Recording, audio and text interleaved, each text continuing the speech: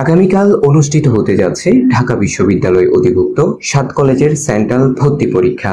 তবে বিষয়টি ঘিরে ভিন্নমত পোষণ করছে রাজধানীর তিতুমীর কলেজের শিক্ষার্থীরা। কারণ সেই ৭টা কলেজ একই ৭টা কলেজকে জাস্ট আপনার ঢাকা বিশ্ববিদ্যালয় থেকে আরেকটা জায়গায় নেওয়া হচ্ছে, সেই ৭টা কলেজই থাকবে। তো আগে যেরকম ঢাকা বিশ্ববিদ্যালয় একটা নাম করা প্রতিষ্ঠান, ওনারাই ঠিকমতো পরিচালনা করতে পারে না, এখন আবার ওনারা যদি নতুন বোর্ড করে বা কিছু একটা করে এরা পরিচালনা করতে পারবে কিনা আমার খুবই সন্দেহ, এবং পারবে না। তবে আমি আশাবাদী, এখনো পর্যন্ত আশা করি তিতুমীর সেই সেন্ট্রালে যাবে না। তাদের অভিযোগ, রাষ্ট্র বারবার আশ্বাস দিলেও প্রতিবারই বৈষম্যের শিকার হচ্ছেন। শিক্ষার্থীদের একমাত্র দাবি তিতুমীর কলেজকে স্বতন্ত্র বিশ্ববিদ্যালয়ে রূপান্তর করা। সাধারণ শিক্ষার্থীরা শুরু থেকেই তাদের একটা প্রাণের দাবি ছিল তিতুমীর বিশ্ববিদ্যালয়। তারা অবশ্যই আমাদের এটা বিশ্ববিদ্যালয় হওয়ার মতো যোগ্যতা আছে বিধায় তারা করছেন। পরবর্তীতে যাই হোক, উপরে হয়তো চাপ বা উপদেষ্টাদের চাপ আমি বলতে পারি না, ওনারা সেটা দ্বিচারিতা করছেন আমাদের সাথে, কিন্তু বিশ্ববিদ্যালয় হওয়ার যোগ্য আছে বিদায় সেজন্য তারা বিশ্ববিদ্যালয়ের বাস্তবায়ন কমিটি দেওয়ার জন্য তারা প্রস্তুত ছিলেন। তাদের মতে এক বৈষম্য থেকে মুক্তি পেয়ে আরেক বৈষম্যের শিকার হতে নারাজ তারা।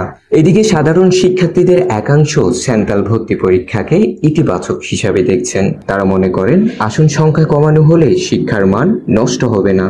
অবকাঠামো উন্নয়ন, পর্যাপ্ত শিক্ষক নিয়োগ, নিয়মিত ক্লাস এবং সেশন জট নিরসনের মাধ্যমে শিক্ষার মান বাড়ানো বলে সম্ভব, এমনটাই প্রত্যাশা করেন।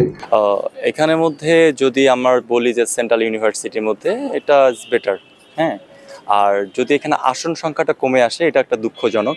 আর আমার মনে হয় যে সেন্ট্রাল যদি সেটা যদি অ্যাকসেপ্ট করে যে না, প্রত্যেকটা জায়গায় যেরকম সিট আছে সেই রকম, আসলে অনেক স্টুডেন্ট হলে যে শিক্ষামান কমে যাবে এটা না।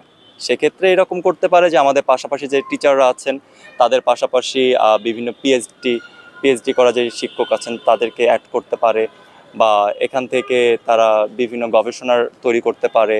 এবং স্টুডেন্টদের মধ্যে যে একটা যে নিয়ম আছে যে তাদের রেগুলার ক্লাস করতে হবে, যে একটা ধরা নিয়মের মধ্যে রাখে, তাহলে দেখা যাবে যে প্রত্যেকটা স্টুডেন্টই ক্যাম্পাসে আসবে।